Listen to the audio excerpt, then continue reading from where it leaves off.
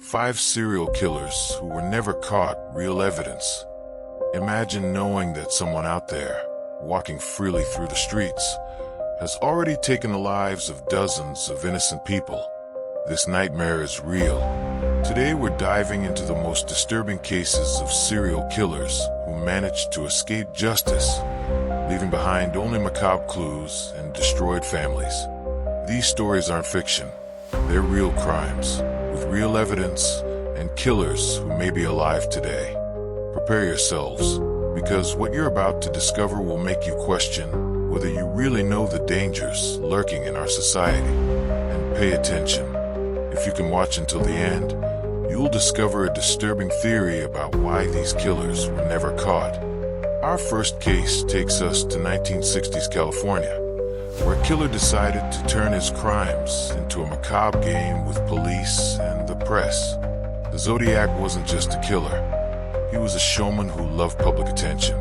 Between December 1968 and October 1969, at least 5 people were brutally murdered in the San Francisco Bay Area. But what made this case unique wasn't just the brutal methods.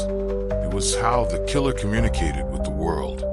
He sent encrypted letters to newspapers, challenging police to decipher them, promising to reveal his identity if they could crack his codes. The first letter arrived in August 1969, divided into 3 parts and sent to 3 different newspapers. The killer demanded they be published on the front page, or he would kill a dozen people over the weekend. The most frightening part? He included details of the crimes that only the true killer could know. The code was deciphered by a couple of teachers, Donald and Betty Harden, revealing a disturbing message. I like killing people because it is so much fun. It is more fun than killing wild game in the forest, because man is the most dangerous animal of all. But here's where the story gets even more sinister. The Zodiac continued sending letters for years, some with codes that remain undeciphered to this day. In 2020, a group of cryptographers finally managed to crack the 340-character code sent in 1969. The message: I hope you are having lots of fun trying to catch me. I am not afraid of the gas chamber, because it will send me to paradise all the sooner. More than 50 years later, with hundreds of suspects investigated and millions of dollars spent on the investigation, the Zodiac remains a ghost. Some experts believe he may have killed up to 37 people. Most disturbing, if he were alive today, he would be about 80 years old, living a normal life, perhaps even watching documentaries about his own crimes.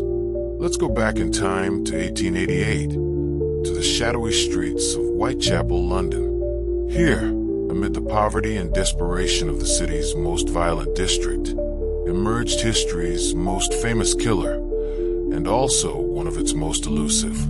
Between August and November 1888, at least 5 prostitutes were brutally murdered in a way that shocked even the most experienced investigators of the time. But these weren't just murders.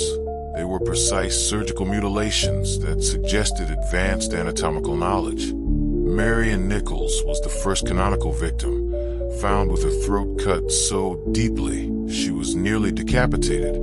Annie Chapman followed 2 weeks later, not just killed, but with internal organs removed with surgical precision. Elizabeth Stride and Catherine Eddowes were murdered on the same night, the double event, on September 30th. But it was Mary Jane Kelly, the last victim, who revealed the monster's true nature. What they found in Mary Jane Kelly's room was so disturbing that investigators of the time could barely document the scene. The killer had spent hours mutilating the body, removing organs, arranging body parts around the room as if it were a macabre exhibition, and then simply disappeared. Letters sent to the press, signed as Jack the Ripper, added an extra layer of terror. One of them, the From Hell letter, included half a human kidney, allegedly from victim Catherine Eddowes.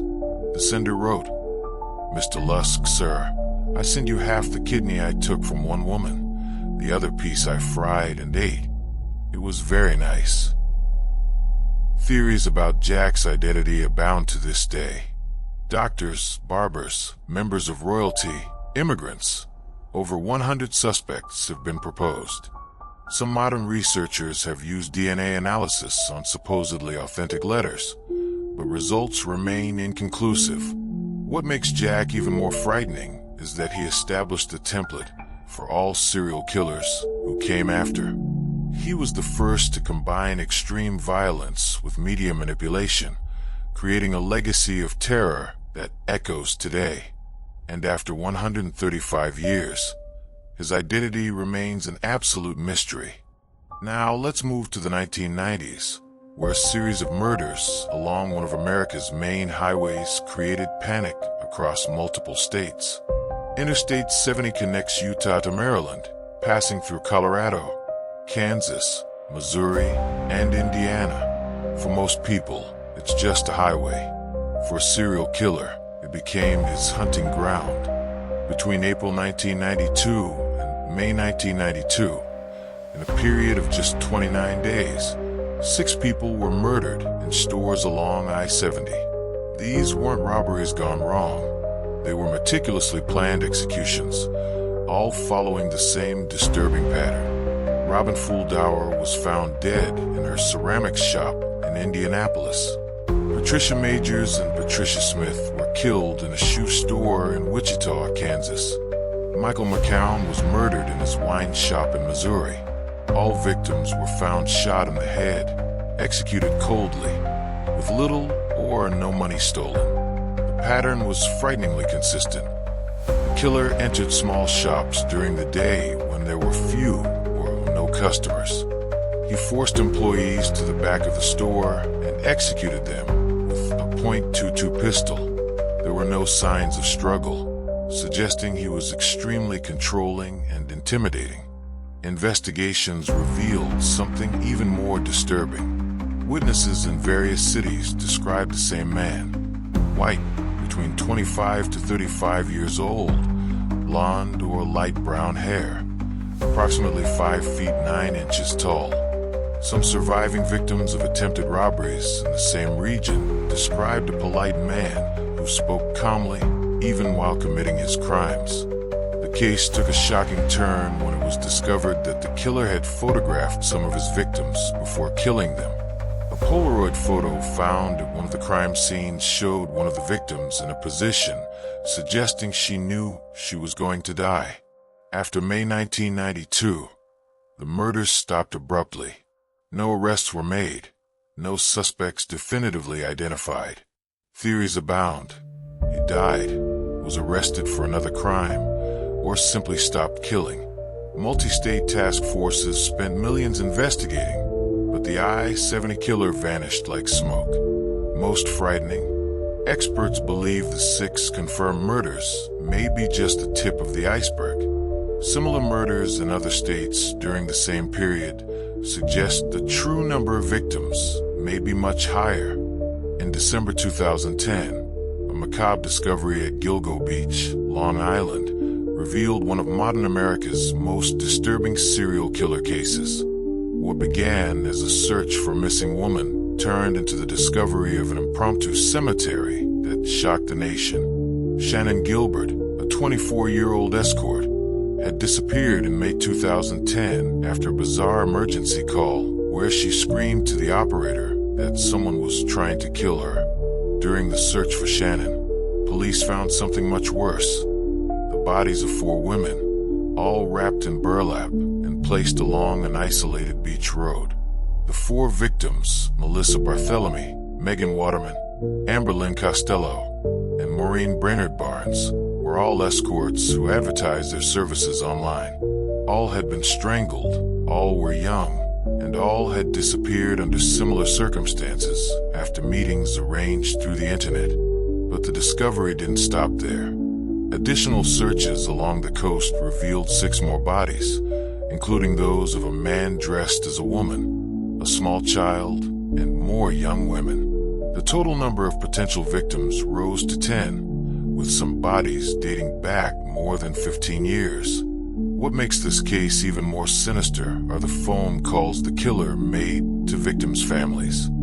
using Melissa Barthelomy's cell phone. He called her sister Amanda several times, describing graphic details of what he had done to Melissa and threatening to do the same to Amanda.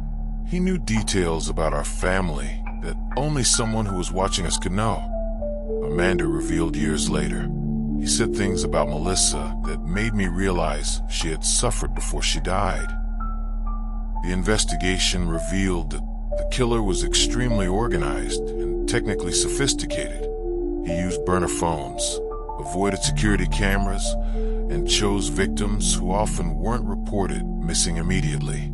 Even more disturbing, evidence suggests he may have worked in law enforcement or had intimate knowledge of police procedures.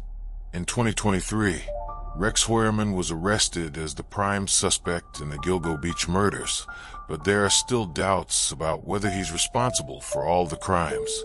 Some evidence suggests there may be multiple killers operating in the area, turning Long Island into a hunting ground for serial predators. Our final story takes us to Atlanta, Georgia, in the late 1970s and early 1980s, where a series of child murders created one of the most controversial and unsolved cases in American history. Between July 1979 and May 1981, at least 28 African American children and young adults were murdered in Atlanta and surrounding areas. Victims ranged from 7 to 28 years old, but most were poor children living in marginalized neighborhoods of the city. The pattern was frighteningly consistent. Children would disappear while doing routine activities, going to school, visiting stores, or playing in their neighborhoods. Their bodies would be found days or weeks later, often in isolated areas like rivers, woods, or vacant lots. The city went into panic. Parents stopped letting their children play outside. Schools implemented special transportation systems. The African American community, already distrustful of police, began organizing citizen patrols to protect their children. The case gained national attention when celebrities like Muhammad Ali and Frank Sinatra offered rewards for information. The FBI became involved, creating one of the largest task forces in serial killer case history. More than 100 federal agents were assigned to the case. In May 1981, Wayne Williams, a 23-year-old African-American man, was arrested after being stopped by police while driving over a bridge where a body was found 2 days later. He was tried and convicted for the murders of 2 young adults, but was never formally charged with the children's murders. Here's where the case becomes truly disturbing. Much evidence suggests Williams may not have been the only killer, or may not have been the killer at all. Several of the deaths didn't fit the pattern of the crimes for which Williams was convicted. Some victims showed signs of prolonged torture that weren't consistent with the modus operandi attributed to Williams. Even more controversial, later evidence suggested possible connections to child pornography and child trafficking, with involvement of powerful individuals who were never adequately investigated. Some victims' families still believe the real killers were never caught. In 2019, Atlanta officially reopened the investigation of some of the cases, acknowledging that significant questions remain unanswered. Modern DNA is being tested, and new evidence is being examined. But more than 40 years later, the complete truth about who killed Atlanta's children remains a mystery. After examining these 5 cases, one question haunts our minds. How is it possible that such prolific killers simply disappear? The answer may be more disturbing than the crimes themselves. Criminological studies reveal a disturbing pattern. Many serial killers who were never caught share certain characteristics. They're often more intelligent than average, socially adapted, and capable of blending perfectly into society. Some may have worked in professions that gave them access to victims or knowledge about police investigations. Even more frightening is the fact that, statistically, there are between 25 to 50 active serial killers in the United States at any given time. This means that while you're watching this video, There are serial killers walking freely out there, possibly planning their next crime. Modern technology, DNA, advanced forensic analysis, surveillance cameras, has made it much harder for serial killers to operate without being detected. But this also means that those who manage to avoid capture today are probably smarter and more adaptable than any killer who has ever existed. And here's the most disturbing theory of all. Some of these killers may have stopped killing not because they were caught, but because they evolved. They found ways to satisfy their homicidal impulses without leaving evidence, perhaps through professions where death is common, like hospitals or nursing homes. Maybe they moved to countries with less effective justice systems, or maybe they simply learned to be better at what they do. The reality is that these 5 cases represent only a fraction of serial killers who were never caught. For every Zodiac or Jack the Ripper we know, there are probably dozens of others who operated in the shadows, killed their victims, and disappeared into darkness without ever being identified.